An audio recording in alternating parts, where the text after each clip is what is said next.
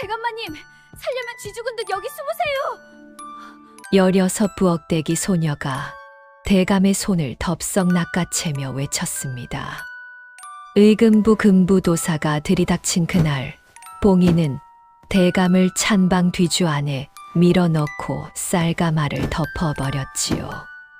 검은 관복의 사내들이 찬방 문을 열어젖혔지만 아궁이 앞에 쪼그려 앉은 소녀 하나는 거들떠보지도 않았습니다.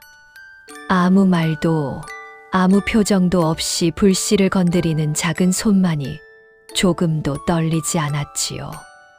그런데 이 소녀의 저고리 안에는 아무도 모르는 것이 하나 숨겨져 있었으니 15년 전 멸문당한 양반가의 갑오 은비녀 하나였습니다.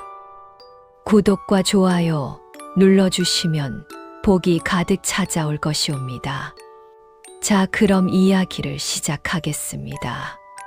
충청도 홍주고을의 늦가을이 내려앉던 무렵, 서씨 가문의 아침은 언제나 부엌에서 시작되었습니다.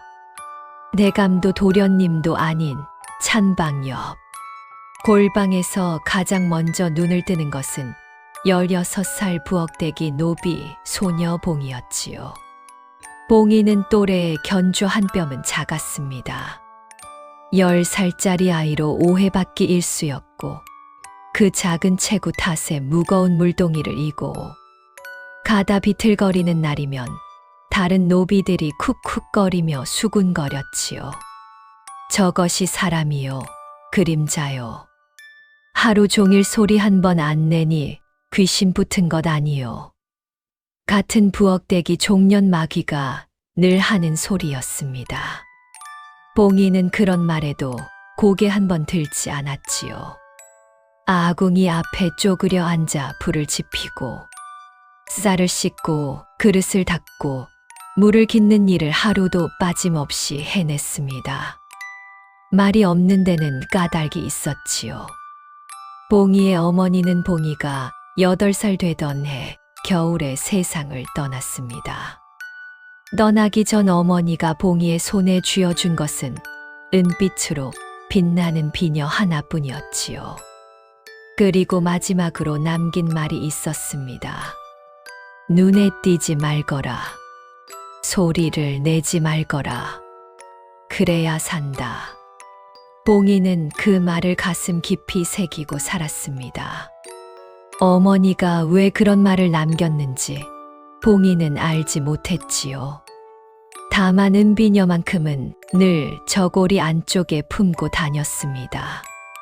비녀 머리에는 작은 문양이 새겨져 있었는데 동그란 원 안에 나무 십자가 교차하는 형상이었지요. 봉이에게 그것이 무엇을 뜻하는지 아는 이는 없었습니다. 이날도 봉이는 새벽부터 아궁이에 불을 지피고 있었습니다. 불꽃이 일렁이는 것을 바라보다 보면 봉이의 왼쪽 손목에 작은 화상 자국이 드러났지요. 동전반 입 크기의 오래된 흉터였습니다. 어머니에게 물은 적이 있었지요. 어머니는 그저 짧게 답했습니다. 불에서 너를 꺼냈다. 그 이상은 말하지 않았습니다. 봉이도 더는 묻지 않았지요. 아침 진지가 올라갈 무렵이었습니다. 봉이는 찬방에서 쌀을 퍼 담고 있었고 마귀가 되를 들고 와 쌀향을 재려 했지요. 그런데 봉이가 이미 마친 뒤였습니다. 마귀가 의심스러운 얼굴로 다시 재어보더니 눈이 동그래졌습니다. 석퇴 딱 맞잖아. 너 어떻게 잰 거요? 뒷박도 안 쓰고.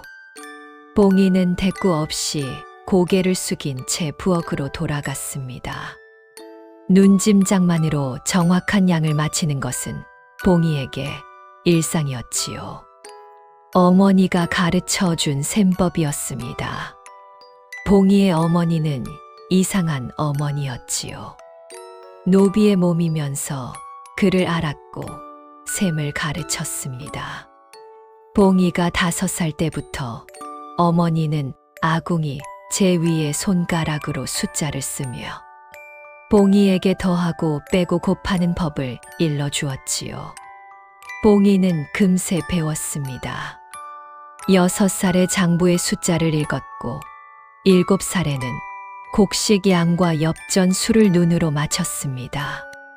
어머니는 그런 봉이를 바라보며 눈물을 글썽인 적이 있었지요. 내 재주는 너를 살릴 것이다. 왜 울었는지 봉이는 아직도 그 눈물의 뜻을 알지 못했습니다. 그 무렵 사랑채에서는 서진표, 대감이 장부를 넘기고 있었습니다. 전 호조판서를 지낸 서진표, 대감은 벼슬에서 물러난 뒤에도 홍주, 고을의 환곡 장부를 살피는 일을 게을리하지 않았지요. 대감이 장부의 숫자를 하나하나 짚어가던 중 미간을 찌푸렸습니다. 어제 분명 셈이 맞지 않던 곳이 있었는데 오늘 펼쳐보니 누군가 먹물로 곱게 고쳐놓은 흔적이 있었지요. 고친 숫자는 정확했습니다. 대감이 행랑채 쪽을 바라보며 낮은 목소리로 중얼거렸습니다. 범상치 않구나. 대감의 시선 끝에 부엌으로 들어가는 봉이의 작은 뒷모습이 있었습니다. 대감은 오래전부터 봉이를 눈여겨보고 있었지요. 아무도 모르게 아무에게도 말하지 않고 다만 봉이가 탈 없이 자라기만을 바라보고 있었습니다. 대감의 그 시선에는 단순한 호기심 이상의 무엇이 담겨 있었으나 그 까닭을 아는 이는 이 가문 안에 아무도 없었지요. 해가 기울 무렵 서씨 가문의 대문 앞에 낯선 사내 하나가 서성거렸습니다. 갓을 눌러쓰고 도포깃을 여민 채 고개를 숙이고 있어 얼굴이 잘 보이지 않았지요. 사내는 대문 안으로 들어서자 곧장 사랑채 뒤편으로 발걸음을 옮겼습니다. 서재의 창호지에 그림자를 비추며 안을 엿보는 모습이 스쳐 지나갔지요. 이 사내의 이름은 박치수. 한양 의정부 우참찬 조만영의 문객이었습니다. 박치수는 서재 안의 문서 더미와 장부의 위치를 눈에 담은 뒤 소리 없이 빠져나갔지요. 대문을 나서며 품속에서 꺼낸 것은 조만영이 보낸 서찰이었습니다. 서찰에는 단 한 줄이 적혀 있었습니다. 서진표의 서재를 살피되 흔적을 남기지 말라. 박치수가 사라진 뒤 부엌에서 설거지를 하던 봉이의 손이 멈추었습니다. 봉이는 분명히 보았지요. 사랑채 뒤편을 스쳐 지나간 낯선 그림자를. 그러나 봉이는 아무에게도 말하지 않았습니다. 눈에 띄지 말거라. 소리를 내지 말거라. 어머니의 말이 봉이의 입을 다물게 했지요. 다만 봉이의 눈만이 박치수가 사라진 방향을 오래도록 쫓고 있었습니다. 밤이 깊어지자 봉이는 골방에 누워 저고리 안쪽에서 은비녀를 꺼내 들었습니다. 달빛이 창호지를 타고 스며들어 비녀의 은빛 표면을 비추었지요. 비녀 머리에 새겨진 문양이 희미하게 빛났습니다. 봉이는 그 문양을 손가락 끝으로 더듬으며 어머니를 떠올렸지요. 어머니가 이 비녀를 건네며 했던 마지막 말이 있었습니다. 이것만은 잃지 말거라. 내 목숨보다 귀한 것이다. 봉이는 비녀를 다시 저고리 안에 넣고 눈을 감았습니다. 홍주의 늦가을 찬바람이 골방 문틈으로 스며들어 아궁이에 남은 불씨를 흔들었지요. 내일도 봉이는 가장 먼저 일어나 불을 지필 것이었습니다. 아무도 봉이를 눈여겨보지 않는 조용하고 작은 하루가 다시 시작될 것이었지요. 그러나 그 조용한 하루가 얼마 남지 않았음을 이 가문의 누구도 봉이조차도 알지 못하고 있었습니다. 사흘 뒤 홍주서 씨 가문에 가을비가 내렸습니다. 이른 아침부터 하늘이 잔뜩 흐려 있었고 빗줄기가 기와 지붕을 두드리는 소리가 고을 전체를 감싸고 있었지요. 봉이는 여느 날처럼 부엌에서 아궁이 불을 지피고 있었습니다. 그런데 이날따라 사랑채 쪽이 심상치 않았지요. 서진표 대감이 새벽부터 서재에 앉아 문서 꾸러미를 단단히 묶고 있었고 서윤학 도련님은 아버지의 기색이 예사롭지 않아 사랑채 문 앞을 서성거리고 있었습니다. 서윤학이 조심스럽게 입을 열었지요. 아버님, 무슨 일이십니까? 서진표 대감은 대답 대신 아들을 방 안으로 불러들이더니 문을 닫았습니다. 봉이는 부엌에서 물을 기르러 나오다가 사랑채 앞에 놓인 신발을 보았지요. 대감의 것과 도련님의 것, 그리고 진흙 묻은 낯선 집신 한 켤레. 누군가 급히 찾아와 안으로 들어간 흔적이었습니다. 봉이의 눈이 잠시 가늘어졌으나 이번에도 입을 열지 않았지요. 해가 중천을 넘길 무렵이었습니다. 빗줄기가 한층 거세진 가운데 대문 밖에서 말발굽 소리가 울렸습니다.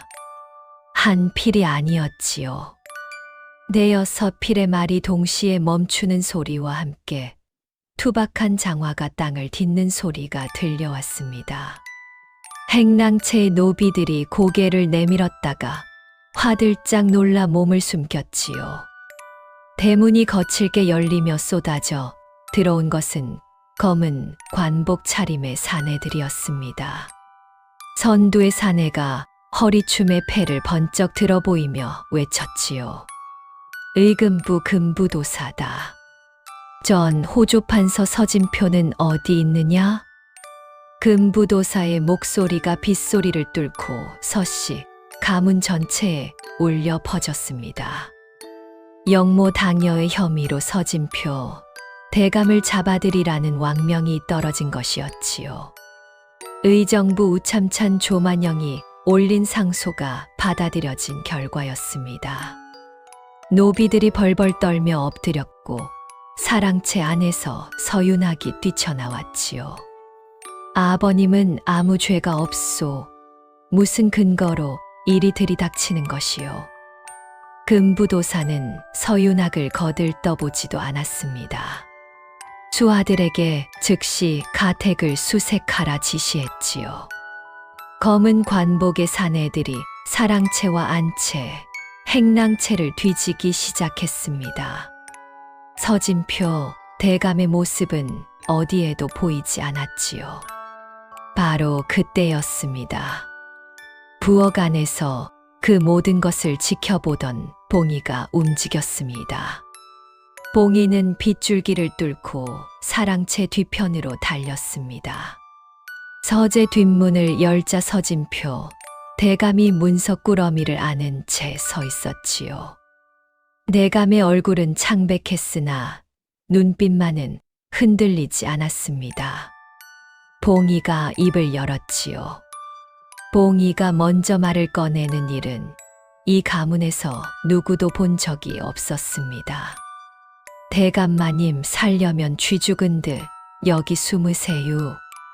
봉이는 대감의 손을 덥석 잡아챘습니다. 부엌을 지나 찬방 안으로 들어갔지요. 찬방 한쪽 벽에는 커다란 뒤주가 놓여 있었습니다. 쌀과 잡곡을 저장하는 나무 궤짝으로 성인 사내 둘은 너끈히 들어갈 만한 크기였지요. 봉이는 뒤주 뚜껑을 열고 안에 담긴 쌀을 재빠르게 한쪽으로 밀어냈습니다. 여기 들어가시면 바깥에서는 찾지 못합니다. 쌀을 다시 덮겠습니다. 서진표 대감이 봉이를 내려다보았습니다. 작디작은 체구의 비에 젖은 얼굴. 그런데 그 눈빛에는 한치의 흔들림도 없었지요. 대감이 봉이에게 문서 꾸러미를 내밀었습니다. 이것을 내가 가져가거라. 한양 종로 거리에 최판관이라는 분이 계신다. 이 문서를 전하면 된다. 봉이는 꾸러미를 받아 품에 꼭 안았습니다. 대감은 뒤주 안으로 몸을 넣었지요. 봉이는 쌀가마를 대감 위로 조심스럽게 올려 덮은 뒤 뚜껑을 닫았습니다. 그리고 찬방 바닥에 흩어진 쌀알을 손으로 쓸어 모아 흔적을 지웠지요. 봉이의 손은 떨리지 않았습니다. 작은 체구가 오히려 찬방 구석구석을 빠르게 정리하는데 도움이 되었지요. 금부도사의 수하들이 찬방 문을 열어 젖혔을 때 봉이는 이미 아궁이 앞에 쪼그리고 앉아 불을 떼고 있었습니다. 수하들은 찬방 안의 뒤주를 힐끗 보았으나 곡식 괴짝에 불과하다 여기고 지나쳤지요. 쌀 위에 묻힌 대감의 숨소리는 빗소리에 완전히 가려져 있었습니다. 찾지 못한 금부도사는 분을 사귀지 못했습니다. 대신 서윤학을 붙잡아 포승줄로 묶었지요. 아비가 도주한 이상 아들을 대신 잡아간다. 서윤학, 의금부로 앞한다. 서윤학이 끌려가며 돌아보았습니다. 빗속에 서 있는 노비들 사이로 봉이의 작은 모습이 보였지요. 봉이는 고개를 숙이고 있었으나 두 주먹을 꽉 쥐고 있었습니다. 서윤학은 그 모습을 본 마지막 사람이었지요. 금부도사가 떠난 뒤 서씨 가문에는 가산 정몰의 명이 내려졌습니다. 관하의 아전들이 들이닥쳐 세간을 뒤지고 장부를 거두고 곡간을 봉인했지요. 노비들은 뿔뿔이 흩어지기 시작했습니다. 마귀도 마당쇠도 하나둘 달아났지요. 하루아침에 명문가의 껍데기만 남은 것이었습니다. 해가 지고 비가 그친 뒤 봉이는 찬방으로 가서 뒤주 뚜껑을 열었습니다. 서진표, 대감이 쌀 사이에서 몸을 일으켰지요. 대감은 봉이의 어깨를 두 손으로 잡고 나지막이 말했습니다. 봉이야, 내 덕에 목숨을 건졌구나. 이제 나는 몸을 피해야 한다. 윤아기가 한양 의금부에 끌려갔으니 내가 가서 이 문서를 최판관에게 전해야 한다. 대감은 봉이의 왼쪽 손목을 잠시 내려다보았습니다. 화상 자국 위로 대감의 시선이 머물렀지요. 대감의 눈가에 알 수 없는 감정이 스쳤습니다. 그리고 대감은 누구에게 하는 말인지 알 수 없는 한마디를 남기고 뒷문으로 사라졌습니다. 이 아이를 꼭 지켜라. 봉이는 그 말을 가슴에 담았지요. 누구를 지키라는 것인지 누구에게 하는 말인지 봉이는 알지 못했습니다. 다만 문서 꾸러미를 품에 안고 은비녀가 저고리 안에 있는 것을 손으로 확인한 뒤 봉이는 서씨 가문의 뒷문을 나섰지요. 비가 그친 홍주의 밤하늘에 구름 사이로 달이 얼굴을 내밀었습니다. 봉이의 작은 그림자가 한양을 향한 큰 길 위로 길게 늘어졌지요.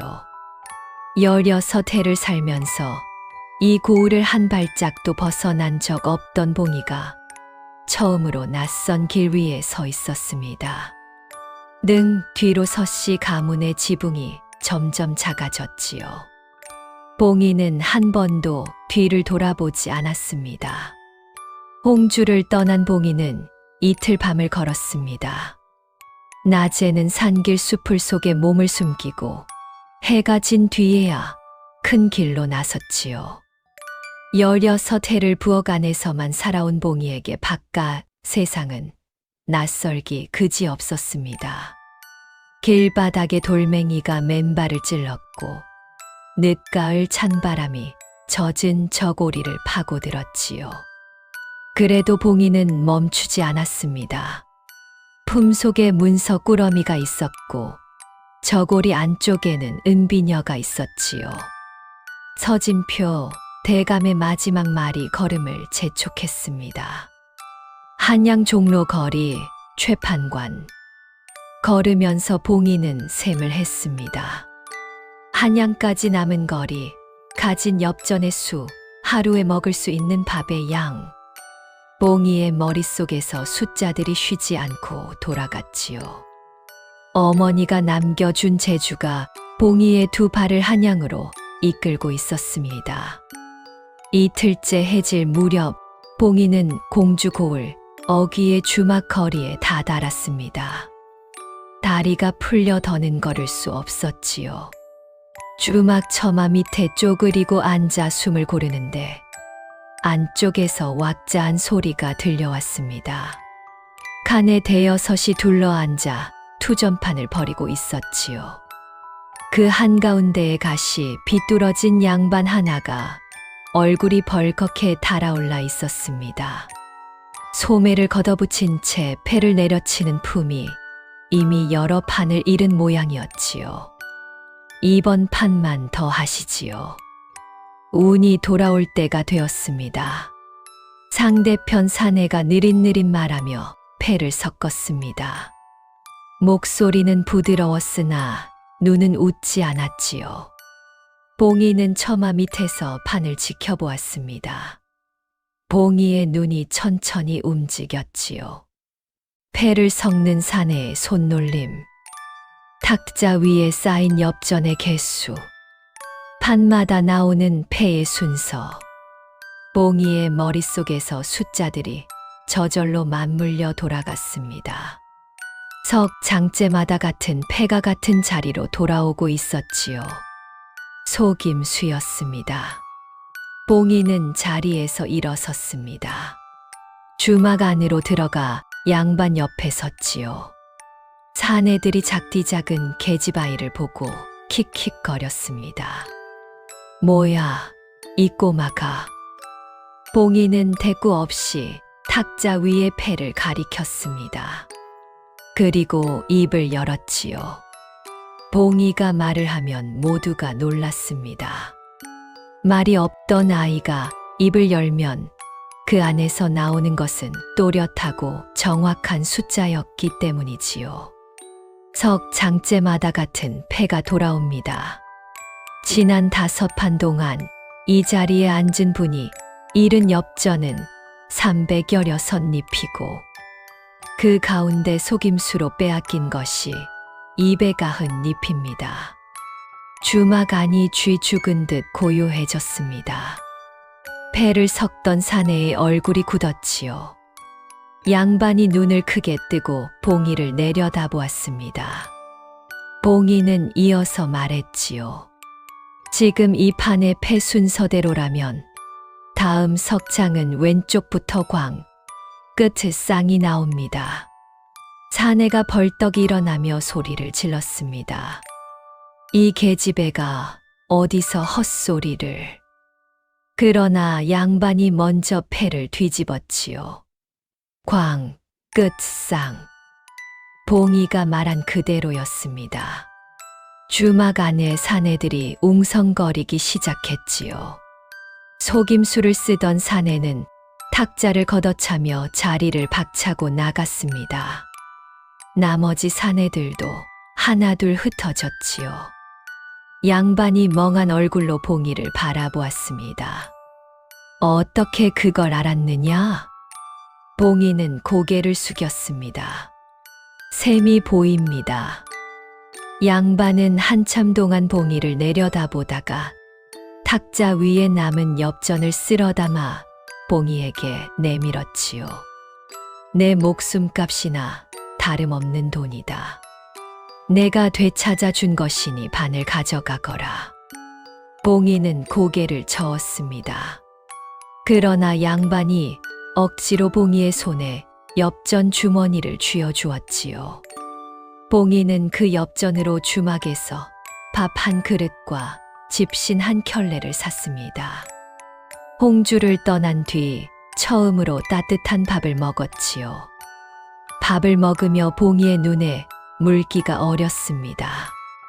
어머니가 아궁이 제 위에 손가락으로 숫자를 쓰던 모습이 떠올랐기 때문이지요. 내 재주는 너를 살릴 것이다. 어머니의 말이 오늘에야 처음으로 살갗에 와닿았습니다. 이튿날 새벽 봉이는 새 집신을 신고 다시 한양을 향해 걸었습니다. 품속의 문서 꾸러미와 은비녀가 걸을 때마다 가슴에 닿았지요. 봉이가 한양 도성의 남대문을 통과한 것은 홍주를 떠난 지 나흘째 되는 날이었습니다. 도성은 봉이가 상상했던 것과는 전혀 다른 세상이었지요. 좁은 골목마다 사람들이 빽빽이 들어차 있었고 등짐을 진 보부상, 가마를 탄 양반, 고함을 지르는 장사치들이 사방에서 뒤엉켜 있었습니다. 봉이는 사람들 틈에 휩쓸리지 않으려 골목벽에 바짝 붙어 걸었지요. 작은 체구가 이럴 때는 오히려 도움이 되었습니다. 종로 거리를 찾아가는데 반나절이 걸렸습니다. 봉이는 길을 물을 수 없었지요. 노비 차림의 어린 계집아이가 종로 거리를 찾는다고 하면 의심을 살 것이 뻔했기 때문이었습니다. 봉이는 사람들의 대화를 귀로 주워 담으며 방향을 짐작했지요.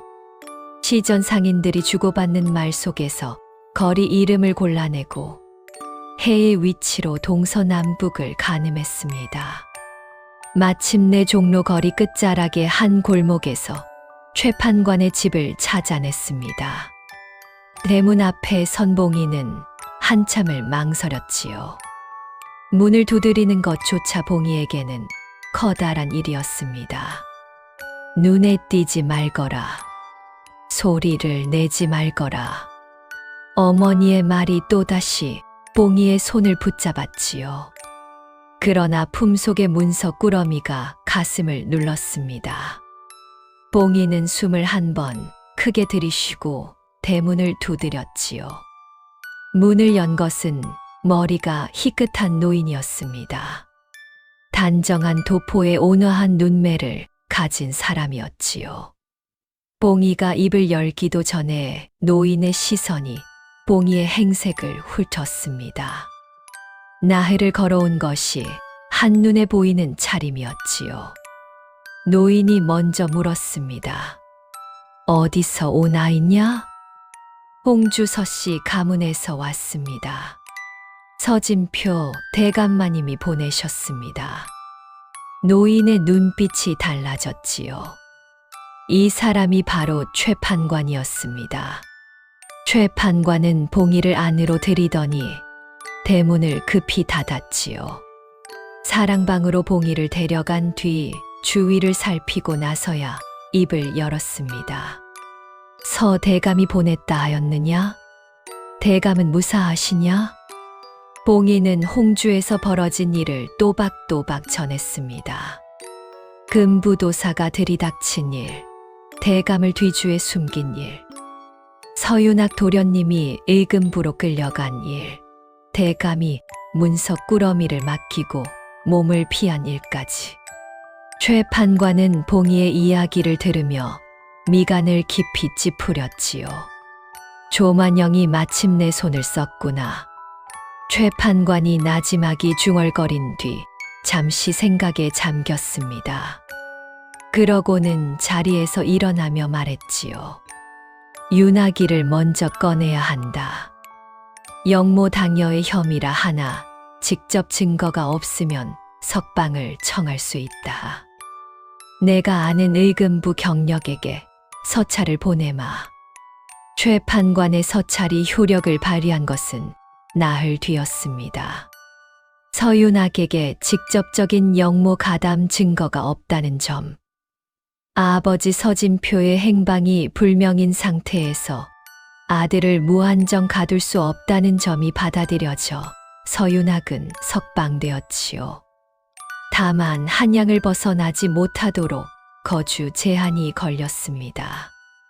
서윤학이 최판관의 집에 도착한 날, 봉인은 부엌에서 밥을 짓고 있었습니다. 대문이 열리는 소리에 봉이가 고개를 돌렸지요. 서윤학이 서 있었습니다. 22살 도련님의 모습은 홍주에서 마지막으로 본 때와 달랐지요. 도포는 구겨지고 얼굴은 수척했으며 문 밑에 짙은 그늘이 져 있었습니다. 서윤학은 봉이를 보았으나 아무 말도 하지 않았지요. 최판관의 사랑방으로 들어가 문을 닫아버렸습니다. 그날 밤 봉이는 서윤학에게 밥상을 날랐습니다. 서윤학은 밥상을 보지도 않았지요. 치워라. 단 2글자였습니다. 봉이는 밥상을 들고 물러났지요. 다음 날도 그 다음 날도 같았습니다. 서윤학은 방문을 닫은 채 나오지 않았고 봉이가 가져가는 밥상을 번번이 물리쳤지요. 하루아침에 역적의 아들이 된 분노, 과거 급제의 꿈이 산산이 부서진 좌절, 아버지의 행방을 알 수 없는 불안, 그 무게가 서윤학을 짓누르고 있었습니다. 그리고 그 무게가 봉이를 향한 냉대로 나오고 있었지요. 봉이는 아무 말 없이 밥상을 날랐습니다. 물리치면 다시 날랐지요. 물러치면 거두어 가면서도 봉이의 얼굴에는 서운함이 없었습니다. 봉이에게 서윤학은 대감마님의 아들이었고 대감마님이 지켜달라 한 사람이었지요.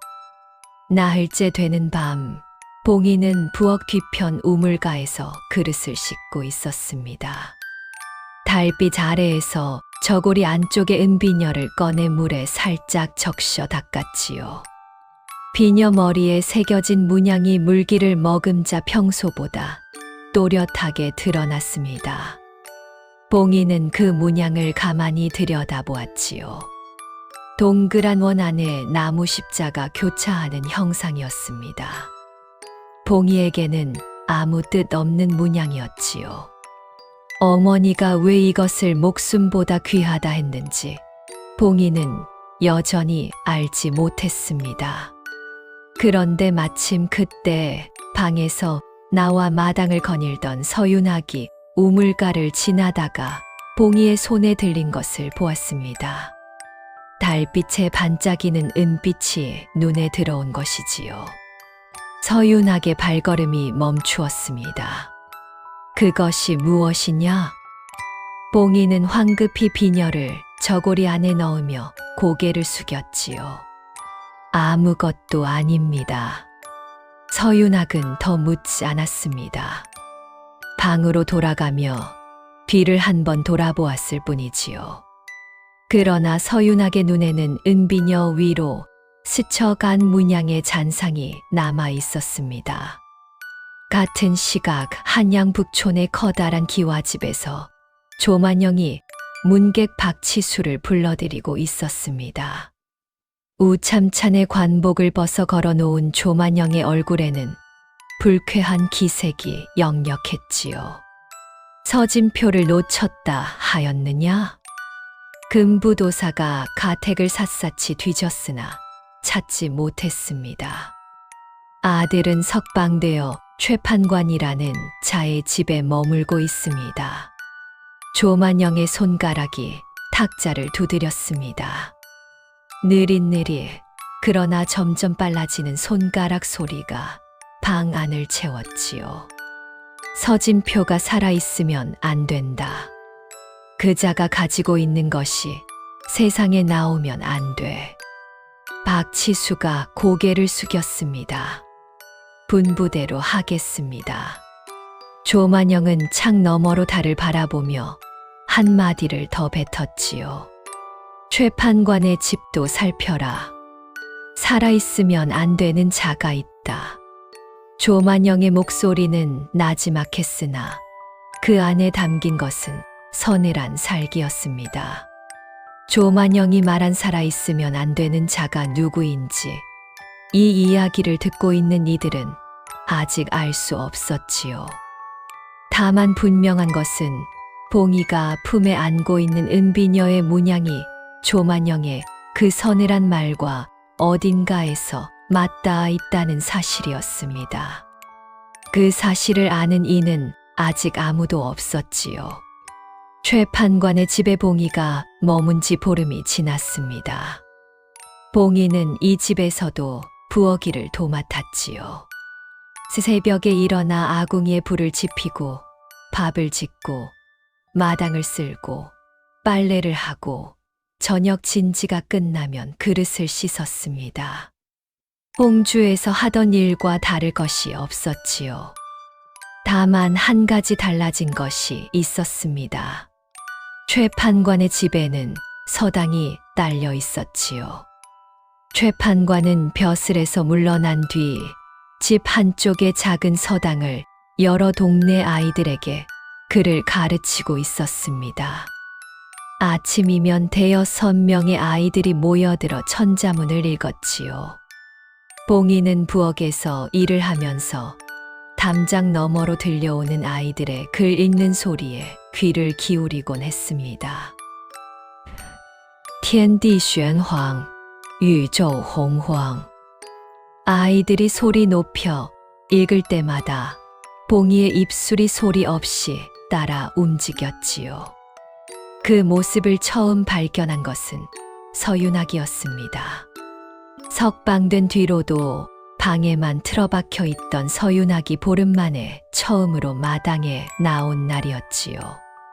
최 판관이 서당에서 아이들을 가르치는 동안 서윤학은 마루에 걸터 앉아 멍하니 하늘을 바라보고 있었습니다. 그때 부엌 쪽에서 희미한 소리가 들려왔지요. 아이들의 목소리가 아니었습니다. 가늘고 낮은 목소리가 아이들보다 한 박자 느리게 글을 따라 읽고 있었지요. 서윤학이 고개를 돌렸습니다. 부엌문 안쪽에 봉이가 쪼그려 앉아 그릇을 씻으면서 입술을 달거리고 있었지요. 서윤학은 한참 동안 그 모습을 지켜보았습니다.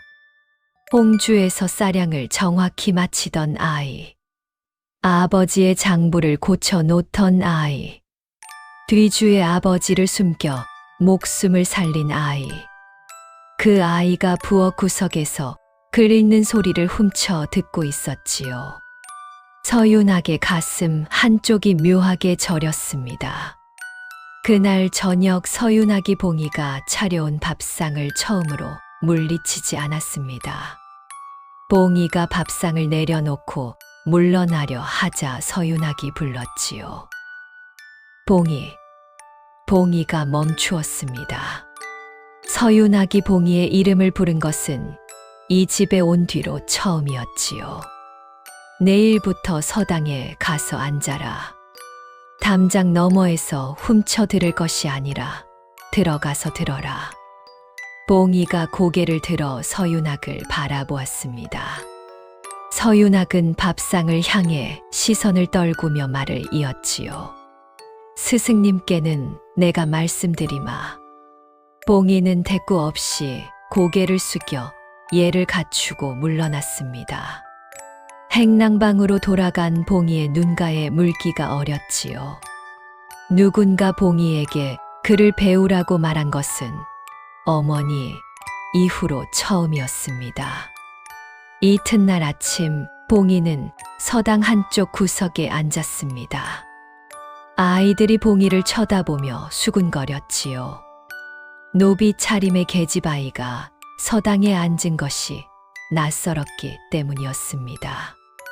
그러나 최 판관이 고개를 끄덕여 허락하자 아이들은 더 이상 말하지 않았지요. 봉이는 아이들 뒤에 가장 작은 자리를 잡고 앉았습니다.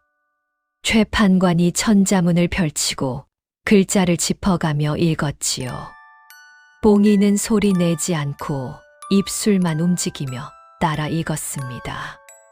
한 번 본 글자는 잊지 않았지요. 아이들이 10번을 읽어야 외우는 구절을 봉이는 2번이면 외웠습니다.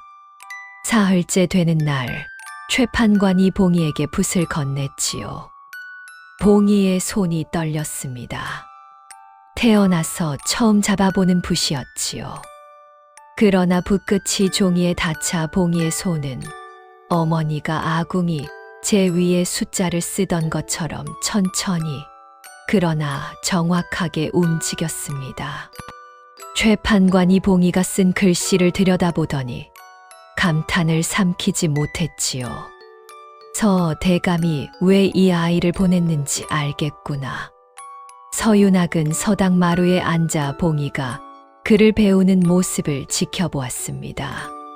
서윤학의 마음 안에서 무언가 조금씩 바뀌고 있었지요.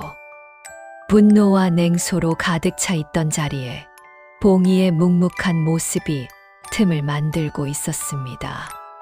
서윤학이 마루에서 내려와 서당 안으로 들어간 것은 닷새째 되는 날이었지요. 서윤학은 봉이 옆에 앉았습니다. 내가 가르쳐 주마. 스승님보다 못하겠지만 내 속도에 맞추어 가르칠 수 있다. 봉이가 고개를 들어 서윤학을 올려다보았습니다. 서윤학의 눈에는 며칠 전까지의 차가움이 사라져 있었지요. 봉이가 작은 목소리로 답했습니다. 고맙습니다, 도련님. 그날부터 서윤학이 봉이에게 글을 가르치기 시작했습니다. 아침 서당 수업이 끝나면 오후에 서윤학과 봉이가 마루에 나란히 앉아 천자문 너머의 글을 읽었지요. 봉이는 글자를 익히는 속도가 놀라울 만큼 빨랐습니다. 서윤학이 한 장을 가르치면 봉이는 그날 안에 외웠고 다음 날이면 응용하여 다른 문장을 읽어내곤 했지요. 어느 오후 서윤학이 봉이를 바라보며 나지막이 말했습니다. 내가 노비가 아니었다면 대단한 사람이 되었을 것이다. 봉이는 대꾸하지 않았습니다. 고개를 숙이고 붓끝에 시선을 고정한 채 글자를 쓰고 있었지요. 그러나 봉이의 귀는 붉어져 있었습니다. 서윤학은 그것을 보았지요. 서윤학도 더 이상 말을 잇지 않았습니다. 마루 위로 늦가을 햇살이 비스듬히 내려앉아 두 사람의 그림자를 나란히 늘어뜨리고 있었지요. 이 집에 온 뒤 처음으로 평온한 오후였습니다. 그 무렵 최판관 앞으로 서진표 대감이 보낸 정갈이 도착했습니다. 최판관은 서찰을 펼치고 읽다가 얼굴빛이 달라졌지요.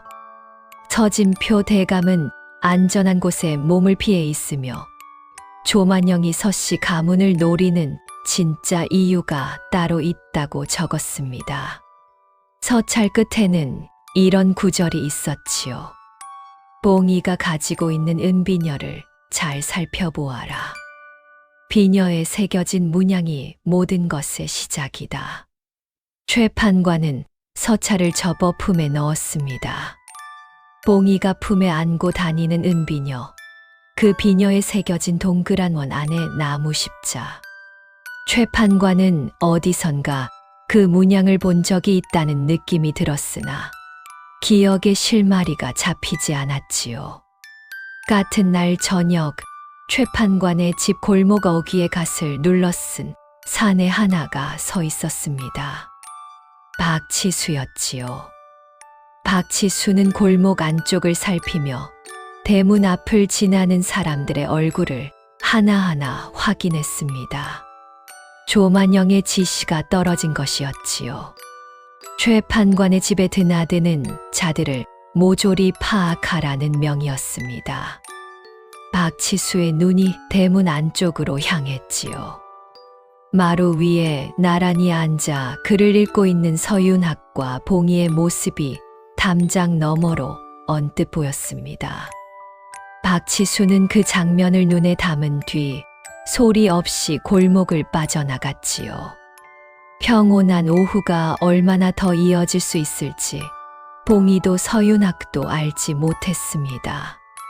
그러나 그 평온이 이어지는 동안에도 봉이는 멈추지 않았습니다. 낮에는 서당에서 글을 배우고 오후에는 서윤학에게 글씨를 익히고 저녁에는 부엌에서 밥을 짓고 그릇을 씻었지요. 밤이면 골방에 앉아 낮에 배운 글자를 손바닥 위에 손가락으로 써보았습니다. 어머니가 아궁이 제 위에 숫자를 썼던 것처럼 봉이는 손바닥 위에 글자를 새겼지요.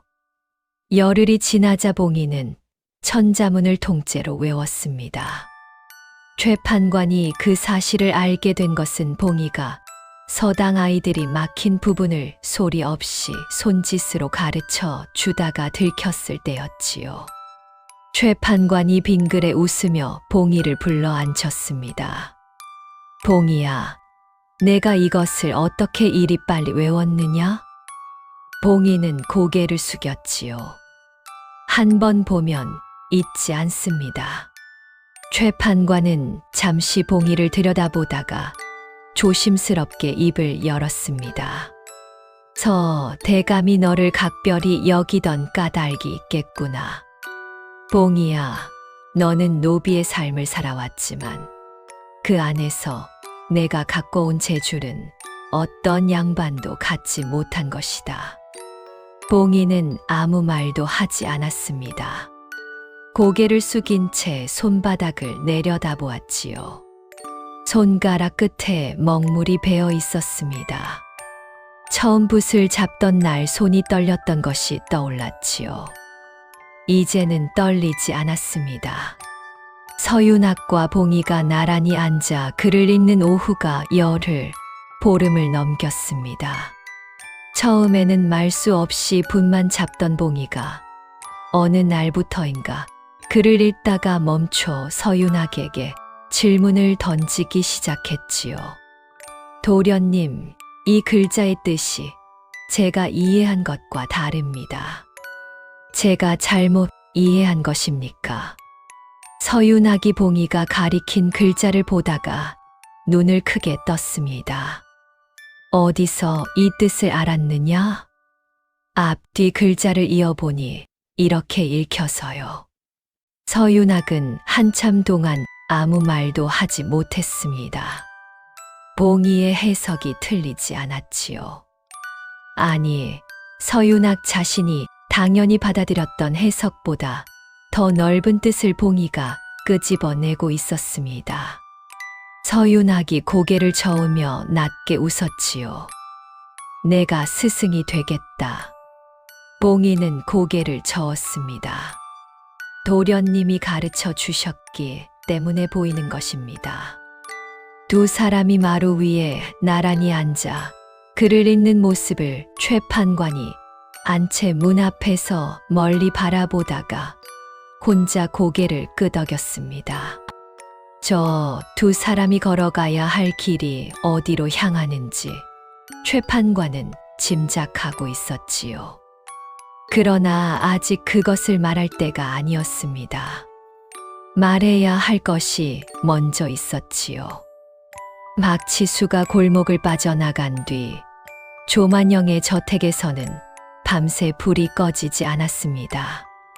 조만영은 서안 앞에 앉아 종이에 무언가를 적고 있었지요. 서진표의 행방, 최판관과의 관계, 그리고 최판관의 집에 드나드는 자들의 이름. 박치수가 담장 너머로 보았다고 전한 장면이 머릿속을 맴돌았습니다. 서윤학 옆에 앉아 글을 읽던 작은 계집아이. 조만영은 붓을 내려놓고 손가락을 두드렸습니다. 느릿느릿, 그러나 점점 빨라졌지요. 홍주서 씨 가문의 부엌대기 노비가 한양까지 따라왔다. 그것만으로도 예사롭지 않거늘 최판관의 집에서 서윤학 옆에 앉아 글까지 읽는다. 박치수가 조용히 물었습니다. 더 알아보겠습니까? 조만영이 고개를 끄덕였지요. 그 아이를 잡아와라. 직접 보고 싶다. 조만영의 눈빛이 촛불 아래에서 차갑게 빛났습니다. 15년 전 멸문의 밤에 놓친 것이 있는지도 모른다는 생각이 조만영의 머릿속 어딘가에서 희미하게 깜빡이고 있었지요. 그러나 그것이 무엇인지는 아직 모호했습니다. 박치수가 방을 나서며 조용히 문을 닫았지요. 촛불이 흔들렸습니다. 다만 이날 마루 위에서 나란히 앉아 글을 읽던 시간만큼은 두 사람 모두에게 오래도록 남을 기억이 될 것이었지요. 평온한 나날은 20날을 넘기지 못했습니다. 초겨울의 찬 기운이 한양골목마다 내려앉던 어느 밤, 최 판관의 집에 불청객이 찾아왔지요. 그날 봉이는 평소보다 늦게까지 부엌에 남아 있었습니다. 서윤학이 내일 읽을 글을 미리 베껴두라며 종이 한 장을 건넨 탓이었지요. 봉이는 부엌 한쪽에 종이를 펴놓고 붓을 잡고 있었습니다. 글씨를 쓰다 말고 봉이의 손이 멈추었지요. 담장 너머에서 이상한 소리가 들려왔습니다. 고양이 울음 같기도 하고 아닌 것 같기도 한 짧고 낮은 소리가 2번 이어졌지요. 봉이의 귀는 홍주 부엌에서 새벽마다 길들여진 감각이 있었습니다. 짐승의 울음이 아니었지요. 사람이 내는 신호였습니다. 봉이가 부엌 문을 열고 마당으로 나서려는 순간 담장 위로 검은 그림자 둘이 넘어왔습니다. 소리가 없었지요. 그림자들은 마당에 내려서자마자 사랑채 쪽으로 움직였습니다. 손에 무언가 들려 있었지요. 달빛 아래에서 차갑게 빛나는 것은 칼날이었습니다. 봉이의 숨이 멎었지요. 자객이었습니다. 봉이는 몸을 낮추었습니다. 부엌 문틈 사이로 자객들의 움직임을 지켜보았지요. 자객 둘은 사랑채 문 앞에 서더니 한 명이 문을 밀고 한 명이 안으로 뛰어들었습니다. 서윤학이 자고 있는 방이었지요. 봉이의 두 다리가 생각보다 먼저 움직였습니다. 봉이는 마당을 가로질러 달렸지요. 작은 체구가 어둠 속에서 바람처럼 미끄러졌습니다. 사랑채 앞에 이르렀을 때 안에서 부딪히는 소리와 함께 서윤학의 목소리가 터져 나왔지요. 누구냐? 서윤학은 잠결에 자객의 기척을 느끼고 몸을 굴려 첫 번째 칼을 피한 참이었습니다.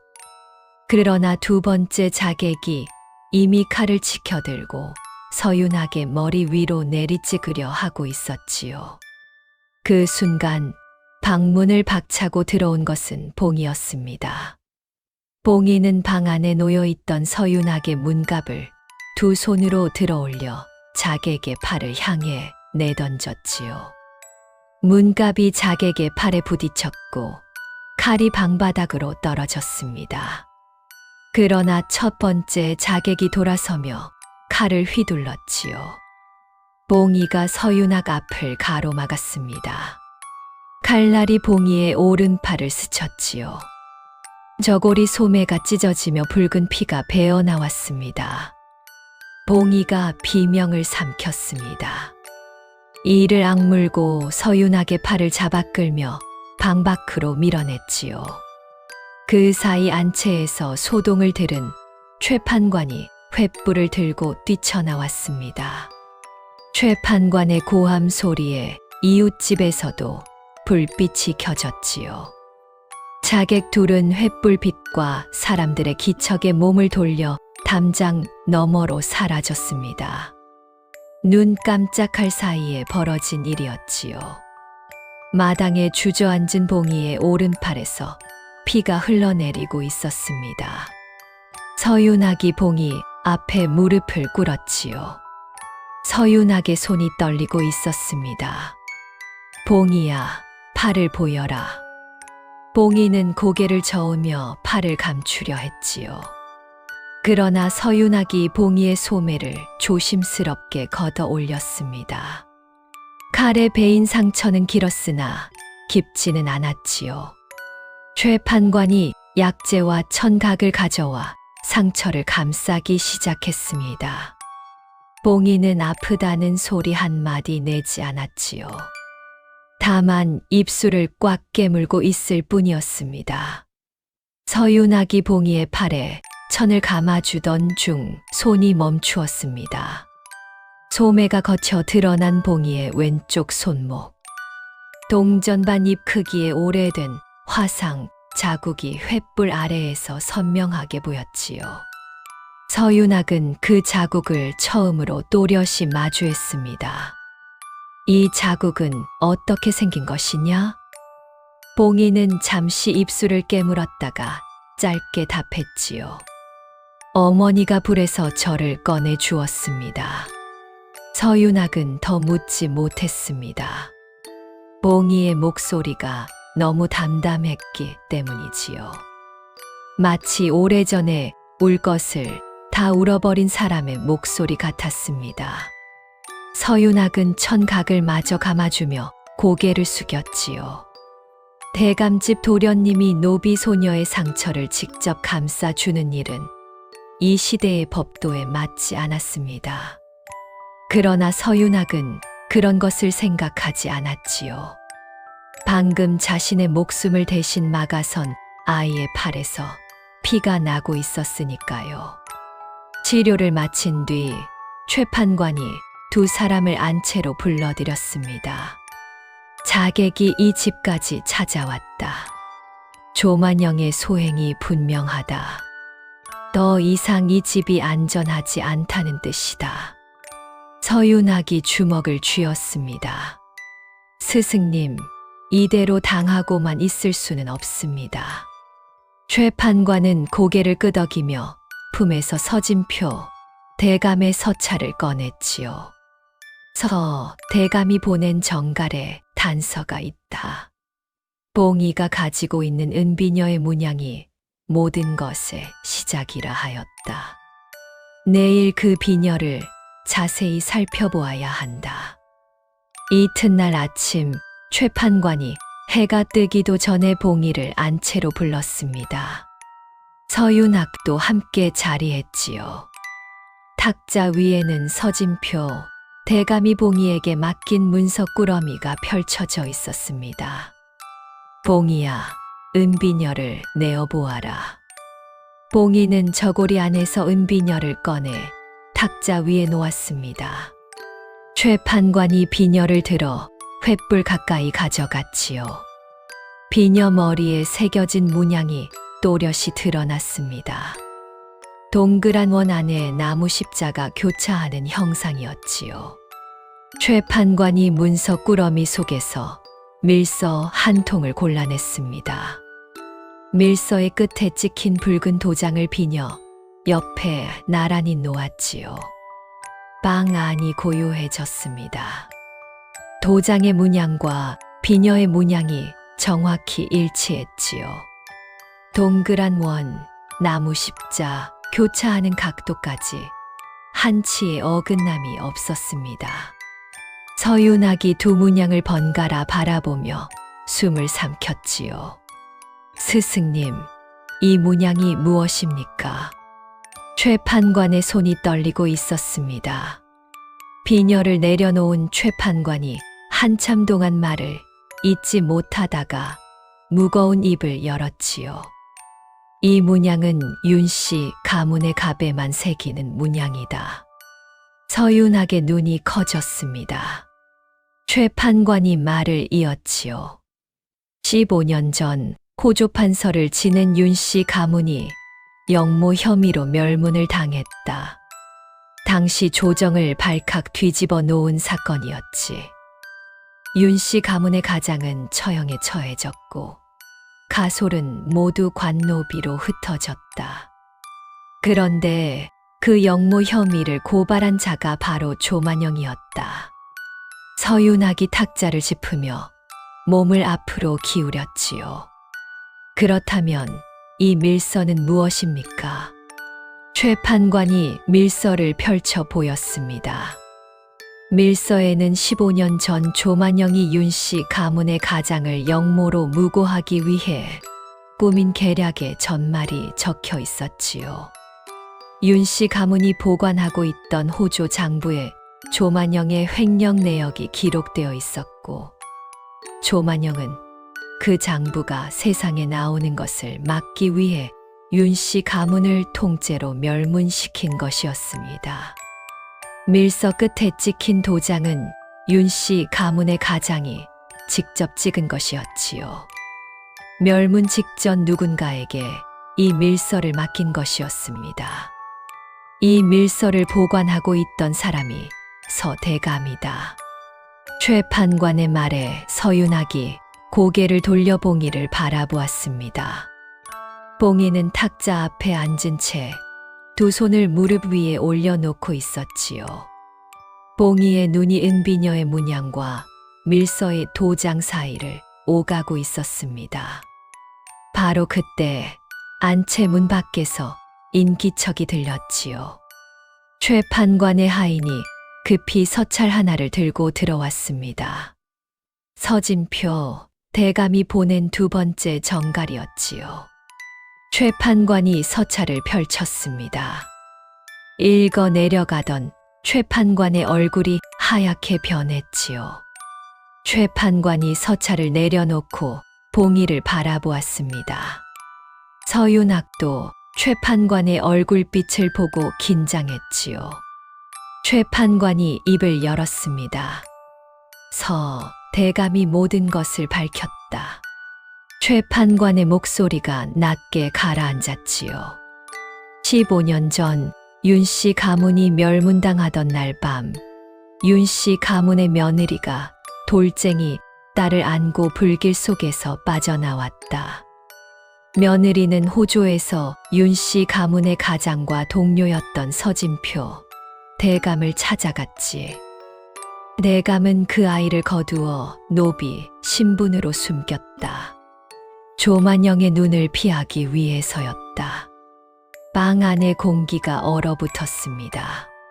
서윤학의 시선이 천천히 봉이에게로 향했지요. 그 돌쟁이 아이가 바로 봉이다. 봉이는 윤씨 가문의 정녀이다. 봉이의 두 손이 무릎 위에서 떨리기 시작했습니다. 봉이의 입술이 달거렸으나 소리가 나오지 않았지요. 최 판관이 말을 이었습니다. 봉이의 왼쪽 손목에 있는 화상 자국은 멸문의 밤 불길에서 어머니가 봉이를 꺼낼 때 생긴 것이다. 어머니는 윤씨 가문의 며느리로 봉이가 8살 때 병으로 세상을 떠났지. 은비녀는 윤씨 가문의 가보이며 봉이가 윤씨 정녀라는 증거이다. 봉이는 고개를 숙인 채 움직이지 않았습니다. 눈에서 물기가 흘러내려 무릎 위에 놓인 두 손을 적셨지요. 16해를 노비로 살아온 봉이에게 양반 정녀라는 말은 너무 먼 세상의 이야기처럼 들렸습니다. 그러나 어머니의 얼굴이 떠올랐지요. 아궁이 제 위에 숫자를 쓰며 셈을 가르치던 어머니. 은비녀를 건네며 목숨보다 귀하다 하던 어머니. 눈에 띄지 말거라, 소리를 내지 말거라 당부하던 어머니. 그 모든 말과 행동이 한꺼번에 뜻을 갖기 시작했습니다. 어머니는 노비가 아니었지요. 양반가의 며느리가 딸을 살리기 위해 신분을 버린 것이었습니다. 서윤학이 자리에서 일어나 봉이 앞에 다가갔지요. 서윤학도 아무 말을 할 수 없었습니다. 며칠 전까지 부엌대기 노비로만 알았던 아이가 아버지 서진표 대감이 15년간 목숨을 걸고 지켜온 양반가의 정녀라는 사실이 머릿속에서 쉽게 정리되지 않았지요. 서윤학은 봉이 옆에 무릎을 꿇고 앉았습니다. 아무 말도 하지 않은 채 다만 봉이의 곁에 있었지요. 최판관이 밀서와 은비녀를 탁자 위에 나란히 놓으며 입을 열었습니다. 이제 길이 보인다. 이 밀서와 은비녀가 조만영의 15년 전 범행을 입증하는 증거이다. 서 대감의 증언까지 더하면 조만영을 무너뜨릴 수 있다. 최판관은 밀서를 조심스레 접어 품에 넣으며 덧붙였지요. 다만 원본을 빼앗길 수 있으니 사본을 만들어 두어야 한다. 오늘 밤 안으로 밀서를 베껴 두마. 서윤학이 고개를 들었습니다. 스승님, 봉이의 은비녀 문양도 탁본을 떠 두어야 합니다. 최판관이 고개를 끄덕였지요. 서윤학은 먹과 종이를 가져와 은비녀의 문양 위에 종이를 대고 탁본을 떴습니다. 문양이 종이 위로 선명하게 옮겨졌지요. 최판관은 밀서 사본을, 서윤학은 은비녀, 탁본을 각각 별도의 장소에 숨겼습니다. 밤이 깊어지자 봉이는 행랑방에 홀로 앉아 은비녀를 들여다보았습니다. 어머니가 건네준 이 작은 비녀가 윤씨 가문의 가보였지요. 봉이의 손목에 있는 화상 자국이 멸문의 밤불길에서 생긴 것이었습니다. 어머니, 이것이 어머니가 지키려 한 것이었습니까? 봉이의 입술이 소리 없이 움직였습니다. 대답은 들리지 않았지요. 다만 가슴 위에 은비녀가 봉이의 체온으로 천천히 따뜻해지고 있었습니다. 진실이 밝혀진 뒤 최판관의 집에는 긴장과 결의가 동시에 감돌았습니다. 최판관은 밤새 밀서 사본을 베껴 여러 곳에 나누어 숨겼고 서윤학은 은비녀, 탁본을 자신의 품에 지니고 다녔지요. 봉이는 은비녀를 다시 저고리 안에 넣고 평소와 다름없이 부엌일을 했습니다. 달라진 것은 봉이의 눈빛뿐이었지요. 자신이 누구인지를 알게 된 봉이의 눈에는 이전에 없던 빛이 서려 있었습니다. 그러나 적은 더 빨랐지요. 사흘째 되는 날 아침이었습니다. 최판관이 관아에 볼일이 있어 집을 비웠고 서윤학은 서당에서 아이들을 가르치고 있었지요. 봉이는 부엌에서 점심 준비를 하고 있었습니다. 대문을 두드리는 소리가 들렸지요. 하인이 문을 열자 관복 차림의 사내 둘이 서 있었습니다. 의금부의 명이다. 서윤학의 거주지를 확인차 나왔으니 안으로 들겠다. 서윤학에게는 한양을 벗어나지 못하도록 거주 제한이 걸려 있었으므로 의금부에서 확인차 사람을 보내는 것은 이상한 일이 아니었지요. 하인이 문을 열어주었습니다. 그런데 사내들이 안으로 들어서는 순간 대문 밖에서 검은 옷의 사내 넷이 더 쏟아져 들어왔지요. 의금부 관원이 아니었습니다. 관복은 위장이었지요. 선두에 선 자가갓을 벗었습니다. 박치수였지요. 박치수는 마당을 가로질러 곧장 부엌으로 향했습니다. 봉이가 부엌문을 열고 나오는 것과 박치수의 눈이 마주친 것은 같은 순간이었지요. 저 계집 아이를 잡아라. 박치수의 명이 떨어지자 검은 옷의 사내 둘이 봉이를 향해 달려들었습니다. 봉이는 몸을 돌려 뒷길로 달렸지요. 작은 체구가 좁은 통로를 빠져나가는 데는 유리했으나 사내들의 다리가 더 길었습니다. 뒤뜰 담장 앞에서 봉이가 붙잡혔지요. 사내 하나가 봉이의 팔을 비틀어 잡았고 또 한 명이 봉이의 저고리 안을 뒤졌습니다. 은비녀가 빠져나왔지요. 봉이가 소리를 질렀습니다. 16을 살면서 봉이가 소리를 지른 것은 이것이 처음이었지요. 안 됩니다. 그것만은 안 됩니다. 봉이는 사내의 손에서 은비녀를 빼앗으여 두 손을 뻗었습니다. 사내가 봉이를 밀쳐냈지요. 봉이는 땅바닥에 넘어졌다가 다시 일어나 사내의 손을 붙잡았습니다. 사내가 봉이의 손을 뿌리치는 과정에서 봉이의 손가락이 꺾이는 소리가 났지요. 봉이는 그래도 놓지 않았습니다. 어머니가 목숨보다 귀하다 한 비녀였지요.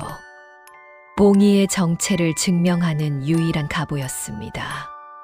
그러나 박치수가 다가와 봉이의 손을 발로 밟았지요. 봉이의 손이 풀렸고 은비녀는 박치수의 품으로 들어갔습니다. 밀서도 찾아라. 박치수의 명의 사내들이 안채와 사랑채를 뒤지기 시작했지요. 서당에서 소동을 들은 서윤학이 달려왔습니다. 마당에 쓰러져 있는 봉이를 보자 서윤학의 얼굴이 일그러졌지요. 봉이야. 서윤학이 봉이에게 달려가려 했으나 사내 둘이 서윤학의 앞을 막아섰습니다. 서윤학이 사내를 밀쳐내려 했지만 힘에서 밀렸지요. 박치수가 서윤학을 내려다보며 말했습니다. 서윤학, 거주 제한을 어기고 모의를 꾸민 혐의로 우참찬 대감께서 직접 신문하실 것이다. 순순히 따르는 것이 좋을 게다. 서윤학이 이를 갈았지요. 그러나 6명의 사내에 둘러싸인 상황에서 할 수 있는 것이 없었습니다. 사내들이 안채에서 밀서 원본을 찾아냈지요. 서진표 대감이 봉이에게 맡긴 그 문서 꾸러미가 통째로 박치수의 손에 넘어갔습니다. 박치수는 은비녀와 밀서를 품에 넣고 봉이를 끌어세웠지요.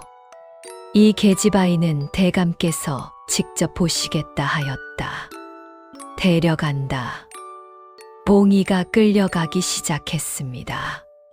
봉이는 발버둥치지 않았지요. 다만 끌려가면서 고개를 돌려 서윤학을 바라보았습니다. 서윤학도 사내들에게 붙잡힌 채 봉이를 바라보고 있었지요. 두 사람의 눈이 마주쳤습니다. 봉이의 눈에는 눈물이 없었지요. 다만 입술이 소리 없이 움직였습니다.